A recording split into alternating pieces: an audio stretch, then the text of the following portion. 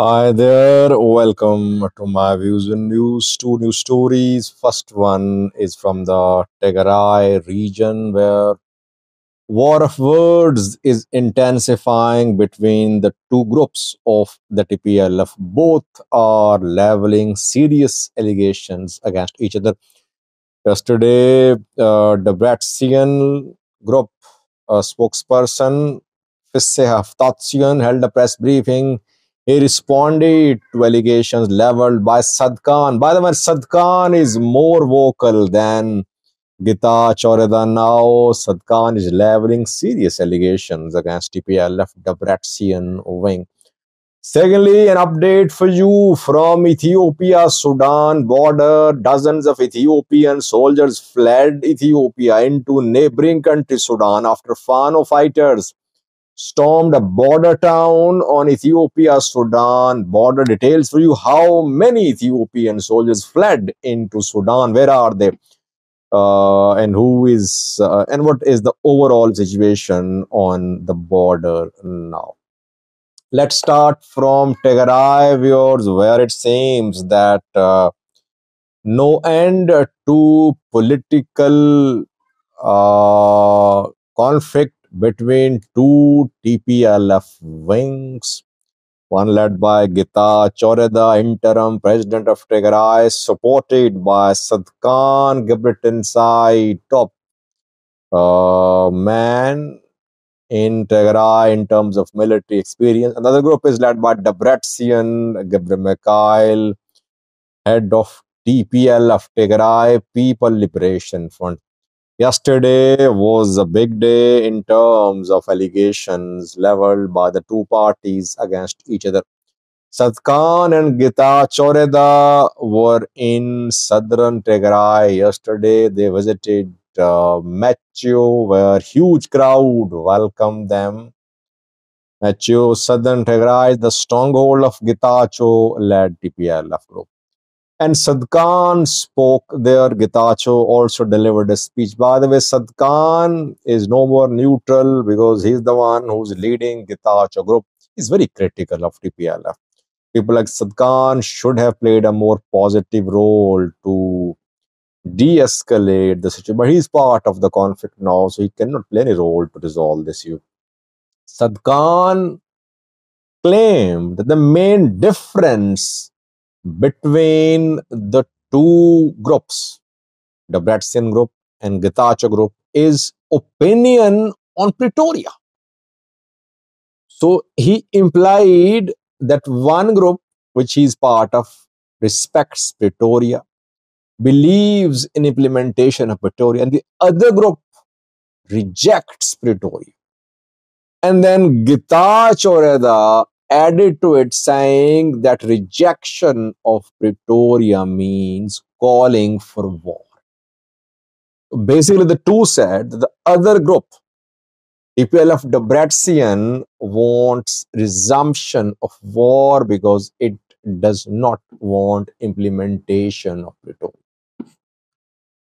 Very serious allegation. And I told you, by the way, I said that Getachew-led TPLF group is getting public support, trying to gain public support by frightening people, by telling people the other side, the Bratzian wing wants assumption of war.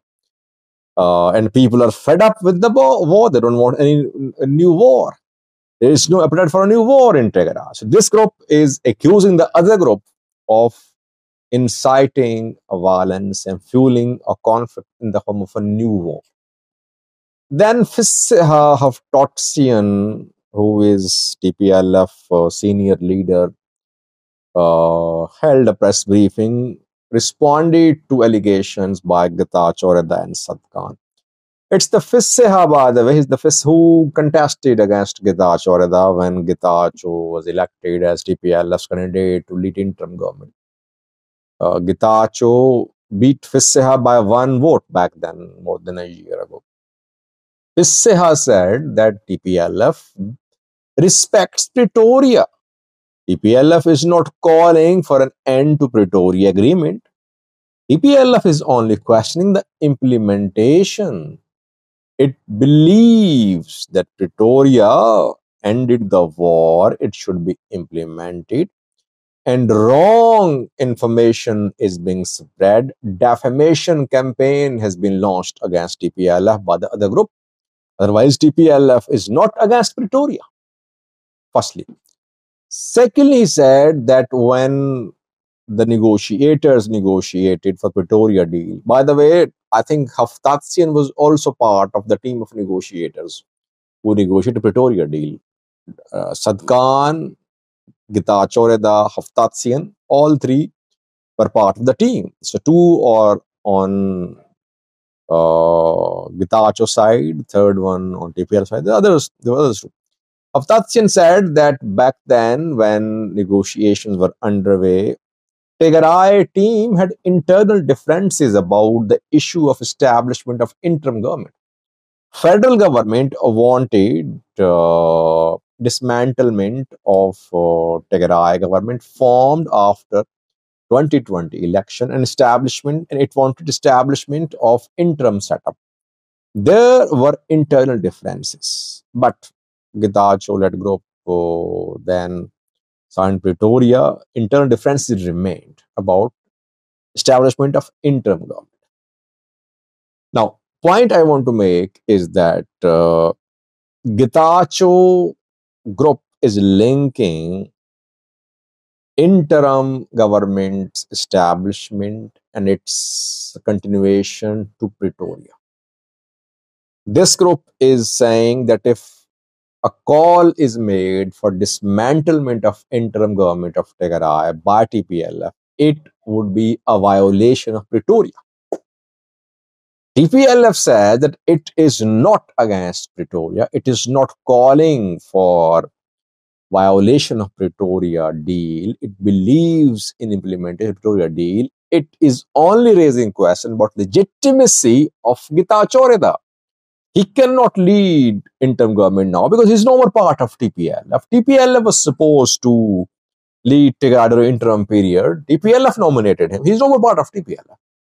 So Getachew group is linking the functioning of interim government to Pretoria. It's a very dangerous narrative. Basically, Getachew is saying if his government is dismantled, it would amount to declaration of war. The other group, largely so far not very active in terms of street protests. It wants to remove Getachew, but not by force, but through dialogue, etc. The narrative of Getachew and Sadkan is selling. Why? Because they have successfully spread a narrative that the other group wants resumption of war. And the activists supportive of this group, they say that TPLF, Debretsion, has backing of Eritrea too. Haftatsian rejected these allegations. He said TPLF has no links, no contact with Shabia, with Eritrea. Deliberately misinformation, disinformation is being spread. Secondly, viewers, how many ENDF soldiers fled into Sudan as a result of Fano's attack on a town on Ethiopia-Sudan border? 72 hours ago, Fano fighters took control of Metimma, situated on Ethiopia-Sudan border. There is a border crossing too in Metimma, which connects Kalabat in Sudan with Metimma in Ethiopia. 77 Ethiopian soldiers fled into Sudan. It is being confirmed by Sudanese authorities. The soldiers were disarmed by Sudanese military. They are now in Sudan. After that, Sudanese military closed the border. Border is still closed. Ethiopian military is trying to retake the town. Sudanese news sources say that when Fano took control of Metimma, fighting went on for around 12 hours. They say that Ethiopian military used artillery. Airstrikes were also conducted, according to Sudanese sources.